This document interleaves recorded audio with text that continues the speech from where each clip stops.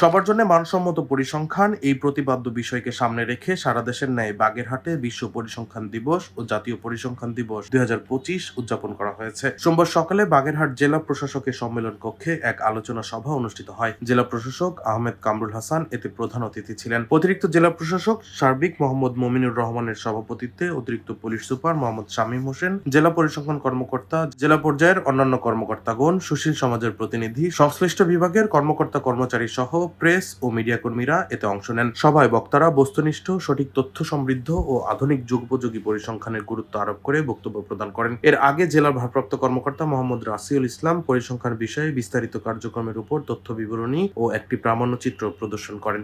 আমরা স্ট্যাটিস্টিক্স নিয়ে কাজ করব, কিন্তু অবশ্যই সেই পরিসংখ্যানটা হতে হবে মানসম্মত পরিসংখ্যান, অর্থাৎ আমরা যে তথ্যটা অ্যাকুরেট তথ্যটা জানা।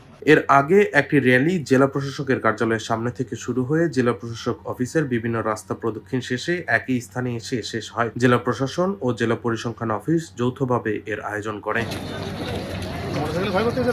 ডেস্ক রিপোর্ট, দৈনিক ডেস্টিনি।